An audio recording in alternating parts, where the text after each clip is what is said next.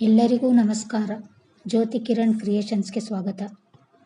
ಈ ವಿಡಿಯೋದಲ್ಲಿ ಸುಲಭವಾಗಿ ಮನೆಯಲ್ಲೇ ಮಾಡುವ ಹೋಮ್ ಸ್ಟೈಲ್ ಕ್ಯಾಪ್ಸಿಕಮ್ ಕರ್ರಿ ಅಥವಾ ದೊಣ್ಣೆ ಮೆಣಸಿನಕಾಯಿ ರೆಸಿಪಿಯನ್ನು ಸ್ಟೆಪ್ ಬೈ ಸ್ಟೆಪ್ ತೋರಿಸ್ಕೊಡ್ತಾ ಇದ್ದೀನಿ.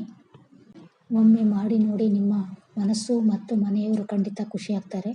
ಬೇಕಾಗುವ ಪದಾರ್ಥಗಳು: ದೊಣ್ಣೆ ಮೆಣಸಿನಕಾಯಿ 1 kg, ಕತ್ತರಿಸಿದ ಈರುಳ್ಳಿ 1, ಸಾಸಿವೆ ಒಗ್ಗರಣೆಗೆ, ಕತ್ತರಿಸಿದ ಕೊತ್ತಂಬರಿ ಸೊಪ್ಪು ಸ್ವಲ್ಪ, ಎಣ್ಣೆ ಸ್ವಲ್ಪ,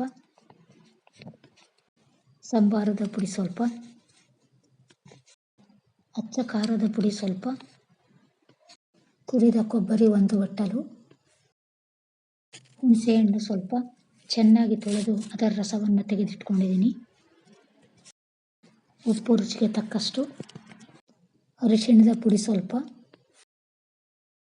ಸ್ವಲ್ಪ ಕಡಲೆ ಬೀಜ, ಸ್ವಲ್ಪ ಹುರಿಗಡಲೆ, ಎರಡನ್ನೂ ಬಿಸಿ ಮಾಡಿ ಮಿಕ್ಸಿ ಮಾಡಿಟ್ಕೊಂಡಿದ್ದೀನಿ.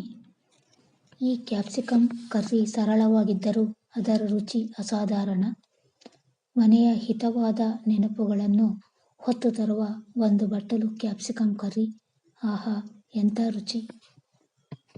ಒಮ್ಮೆ ತಿಂದರೆ ಮನಸ್ಸೇ ಕರಗುತ್ತದೆ. ಮನೆಯನ್ನು ನೆನಪಿಸುವ ರುಚಿ, ಮನೆಯ ಸುವಾಸನೆ, ಅಮ್ಮನ ಕೈ ರುಚಿ ಮತ್ತು ಮನಸ್ಸಿಗೆ ತಣಿಯುವ ರುಚಿ ಇವೆಲ್ಲವೂ ಒಂದೇ ಬಟ್ಟಲಿನಲ್ಲಿ. 1 ಬಟ್ಟಲಿಗೆ ಪುಡಿ ಮಾಡಿದ ಕಡಲೆ ಬೀಜ, ಹುರಿಗಡಲೆ ಹಾಕಿ, ಸ್ವಲ್ಪ ಅರಿಶಿಣದ ಪುಡಿ, ಅಚ್ಚ ಖಾರದ ಪುಡಿ, ರುಚಿಗೆ ತಕ್ಕಷ್ಟು ಉಪ್ಪು, ಸಂಬಾರದ ಪುಡಿ, ತುರಿದ ಕೊಬ್ಬರಿ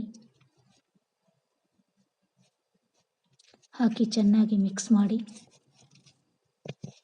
ಹುಣಸೆ ರಸ, ಕತ್ತರಿಸಿದ ಈರುಳ್ಳಿ ಹಾಕಿ ಚೆನ್ನಾಗಿ ಮಿಶ್ರ ಮಾಡಿ, ದೊಣ್ಣೆ ಮೆಣಸಿನಕಾಯಿಯನ್ನು 4 ಹೋಳುಗಳಾಗಿ ಕತ್ತರಿಸಿ ಅದರೊಳಗೆ ಈ ಕಣಕವನ್ನು ತುಂಬಿ, ಮೃದುವಾಗಿ ಬೇಯಿಸಿದ ಕ್ಯಾಪ್ಸಿಕಮ್ ಮಸಾಲೆಗಳ ಸುವಾಸನೆ ಮತ್ತು ಬಂಗಾರದಂತೆ ಹೊಳೆಯುವ ಗ್ರೇವಿಯ ಪ್ರತಿ ತುಂಡು ಮನದಾಳಕ್ಕೆ ಹತ್ತಿರವಾಗುತ್ತದೆ. ಅನ್ನ, ರೊಟ್ಟಿ, ದೋಸೆ ಅಥವಾ ಚಪಾತಿ ಜೊತೆ ಸೊಗಸಾಗಿ ಹೊಂದುತ್ತದೆ.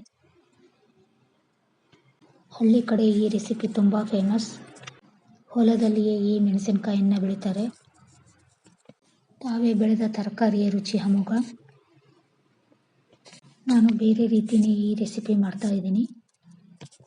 ಗ್ಯಾಸ್ ಹೊತ್ತಿಸಿ ಒಲೆಯ ಮೇಲೆ 1 ಕುಕ್ಕರನ್ನಿಟ್ಟು ಸ್ವಲ್ಪ ಎಣ್ಣೆ, ಸಾಸಿವೆ ಹಾಕಿ, ಸಾಸಿವೆ ಸಿಡಿದ ನಂತರ ತುಂಬಿಟ್ಟುಕೊಂಡ ಕ್ಯಾಪ್ಸಿಕಮ್ಗಳನ್ನು ಒಂದೊಂದಾಗಿ ಕುಕ್ಕರ್ನಲ್ಲಿಟ್ಟು ಸ್ವಲ್ಪ ನೀರು ಸೇರಿಸಿ, ಕುಕ್ಕರ್ನ ಲಿಡ್ ಮುಚ್ಚಿ 1 ವಿಸಲ್ ಕೂಗಿಸಿ, ತಣ್ಣಗಾದ ನಂತರ ಲಿಡ್ ತೆಗೆದರೆ ಘಮ ಪರಿಮಳ ಬರುವ ದೊಣ್ಣೆ ಮೆಣಸಿನಕಾಯಿ ಅಥವಾ ಕ್ಯಾಪ್ಸಿಕಮ್ ಪಲ್ಯ ಸವಿಯಲು ಸಿದ್ಧ ಆಗಿದೆ. ಈ ವಿಡಿಯೋ ಇಷ್ಟ ಆದರೆ ಲೈಕ್ ಮಾಡಿ, ಹೊಸ ರೆಸಿಪಿಗಳಿಗಾಗಿ ಸಬ್ಸ್ಕ್ರೈಬ್ ಮಾಡಿ, ನಿಮ್ಮ ಅಭಿಪ್ರಾಯವನ್ನು ಕಾಮೆಂಟ್ನಲ್ಲಿ ಹಂಚಿಕೊಳ್ಳಿ. ಇನ್ನಷ್ಟು ಹೊಸ ರೆಸಿಪಿಗಳಿಗಾಗಿ ನಮ್ಮ ಚಾನಲ್ ಜೊತೆ ಇರಿ. ನಿಮ್ಮ ಭೇಟಿ ಮುಂದಿನ ವಿಡಿಯೋದಲ್ಲಿ. ನಮಸ್ಕಾರ.